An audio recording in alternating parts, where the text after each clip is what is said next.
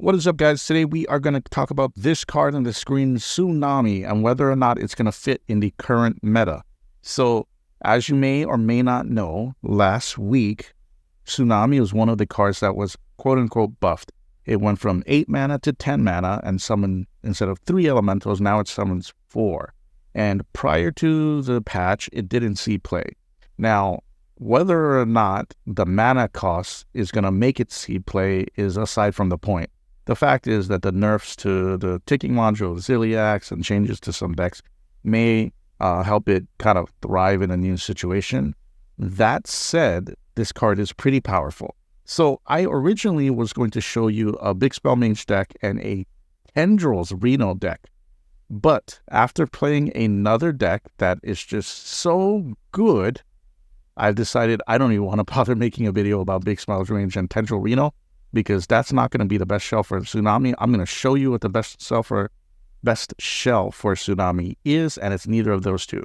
But before we get into that, you need to understand the current state of the meta. The Summit consists of 3 decks. It consists of Druid, whether it be Concierge Druid or Ramp Druid. It consists decks that beat Druid, like Pain Warlock or Pirate Demon Hunter or Pirate Shaman, really quick aggressive strategies, or decks that beat the decks that beat Druid. So there you have decks like Death Knight, and actually Cabaret Death Knight, the deck that I talked with you guys about a few days ago. That deck is probably the second, third best deck at Top Legend, Top 1000. It actually is. And the list is a little bit different from mine, but this archetype is so good at stopping early game aggro that it really just destroys all decks that are not Druid. The problem is this deck crumbles against Druid. Like the win rate is just 30% or something. So that said, Druid is like the main deck in the meta that you kind of got to shape yourself around, or you got to have like a clock that can be able to beat it. The most reliable way is just to ramp up to him. So what you have here, and bear with me here, is just Ramp Druid that fits in 2 Tsunamis and a King Tide. I took this list from Diamond 5 yesterday evening to Legend this evening in a span of, I don't know, maybe, I guess it must have been like 25 games or so, right? Like I didn't lose many games. And this deck just does the wild things. So the obvious wild things that it does already is it ramps mana. You can play Marin, you can play Yogg, you can play Ziliax. This Ziliax is different than the Ziliax that's normally played, and I'll explain it in a bit. And these are all things that have not changed. But what this does better than all the other Druid decks is that now you've added these 10 mana cards that just add 12 damage to the board. And it is significant. You'll see in some of these, the gameplay footage here, like how this card just wins you games out of nowhere. I think it makes for some very interesting lines of play where I was able to find lethal while my opponent was still at 23 health or whatnot. And, I cannot keep raving about this deck. Like, I think if you want to have Tsunami be a effective card in a deck you play, this is the list you'll play. And we'll talk about it really quickly. One Innervate, it's just, it's like a coin. It helps you in the early game. Gift Wrapped Whelp, in aggressive matchups, you'll play this early as a 1-drop if you can. But most of the time, you're holding this as an activator for your better dragons like Splish Splash Whelp. Malfurion's Gift, it can give you Swipe. That's probably where it's used the most. And the second place it's used the most is as Wild Growth. So I wouldn't mulligan for this per se. But if this were in my opening hand against slower matchups, I'd be okay with using it as Wild Growth. New Heights, this card is bonkers. This is Wild Growth on steroids. The gaining an empty mana crystal is crazy. Okay, obviously that's a Wild Growth, but gaining 3 extra, like increasing your maximum mana by 3, is nuts. So if you play this twice, you get 16. But it's very possible to have anywhere between 19 to 22 mana available depending on some other factors, which we'll talk about. And with another card, then that potential is just really obnoxious. This is a card that I would keep many times, except against really hyper aggro. Like, I might not keep this versus Pain Warlock, but most of the time I would. Splish Splash Swell, this is crazy. Obviously, this is Wild Growth on a body. It's too good. You keep this all the time. Swipe, good card. You need some AO removal. Cool. Take to the Skies. Gifts Dragons. Simple enough. You only need one. You don't really care about pulling too many dragons. You just want to make sure you wrap up early in the game. Trog Gem Tosser. This is, you could play this on curve in some aggressive matchups, but most of the time, this is like a finisher for you. This is how you find 12 to 15 damage to get through a Ziliax or whatever. And this works very well with synergy, works really well with New Heights. Because now, when your max mana is 13 mana or 16 or 19 or 22, that means Trog Gem Tosser almost effectively has doubled its damage or increases damage by 50%. So very, very good win condition, I guess, in later games and some matchups. Chia Drake, even with the nerf, it doesn't really change anything. You only want this to draw your big spells. Desert Nest Matron, the second best dragon in here, obviously. If, oftentimes I will still tempo this out on 4, even if I don't have an activator. It doesn't matter, right? It's just a 4. It's a nice body on curve, but it works better if you play this into Chia Drake or this into Splish Splash Swell.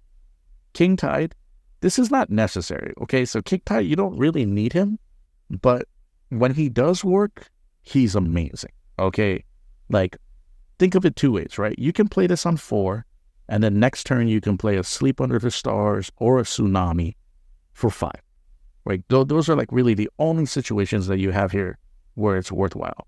The other situation is based on your opponent. For instance, I don't have the replay here, but against a rogue on my phone, I was able to play this on turn 6 and prevented him from being able to cast a bunch of spells. He could only cast one spell from hand, and I already had a large board, and that allowed me to secure the game.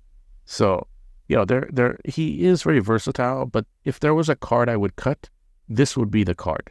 You'll notice that something like Dollmaster Dorian is in here, and I would say there's a potential to fit in there, but you don't really have a package to support Dorian, so it's not really necessary, all right? Mista Vista, obviously this gives you access to the Tsunami, right, and to King Tide, but this is a lot stronger than that, okay? Playing Mista Vista on 5 or 6 and then following up with something like Sleep Under the Stars or Swipes or even New Heights or whatever, that is a lot of value. If you can stay alive in the next few turns, which you definitely will, you're going to be able to just go crazy. This, like I said, if you play 2 New Heights while you have Vista out, that means in a few turns, you're going to get another 2 Vistas, making you effectively have 22 mana. It is nuts. This card is very, very good. I'm glad I got a signature of this card. It's so awesome to play. Awesome card. I would say watch out about playing this with Sleep Under the Stars, though. In at least 3 or 4 of my games in the just past day, Sleep Under the Stars has given me draw 6 cards and has cost me many burn cards in hand. Summer Flower Jar, just cool. The things you're pulling, are you going to pull a Marin? You're going to pull a Sleep Under the Stars, which means that if you played Summer Flower Jar with 5 mana, you'll curve nicely into Marin or Sleep Under the Stars. You'll also pull Yogg, Ziliax, ANR, or a Tsunami. So, these are all cards that you want to see. They're all very cool, right? Very helpful. Marin the Manager, this is one of the best cards in the game, flat out, straight up. I've had games where I played Marin, and I usually get the wand. There's very, very few situations where I'll take something else, like Leoric's Crown or whatever, the one that makes legendaries. But usually the wand is the one that you want, and, if you grab anything on the top end with the wand, it's just game over. I have games where I have, Tsunami for 0 plus ANR and, Sleep Under the Stars. It's just, some of these games you just can't lose. Sleep Under the Stars, pretty cool. I only run 1. I think if you cast this card once in a game, you're gravy. I mean, can refill your hand, can put your life total out of reach or at least long enough so you can stabilize with Yogg, Fire, Ziliax. Or it can just, you can do multiple things in one turn. It is a great card, but I think 1 is like the nice spot in this deck. 5, the Setting Sun. This is your top end dragon. I'm running the signature. This is heal, just perfect. Yogg, you are a long range control deck, and you just don't want to lose it to games that have better control elements. So having Yogg is like an ultimate control card. Has won me many, many games. Ziliax. So you'll notice this Ziliax package does not run Unkiliax. Instead, it runs 2 of the Lifesteal, or summon a copy of the Lifesteal Rush one. I like this one because typically in the matchups where you need Ziliax, they're not like control matchups. They're aggro matchups, and you're probably down to, anywhere between 8 health to 14 health. And being able to heal for 12 health, and keep these 2 guys alive, seems to be more helpful than attacking with a 1 Ziliax and then, healing up 4 or whatever, right? So in my opinion, I like this particular version. A&R top end, this card's just crazy, right? Like if you combo it with a bunch of stuff, you're in good shape. Every time I pulled this card, it just won me the game, like whether it healed up 20 life or, drew me a handful of cards or whatever, right? Like, or if I used it in combination with Tsunami, it was ridiculous. And of course, in the top end Tsunami, and this card is just insane, man. Like,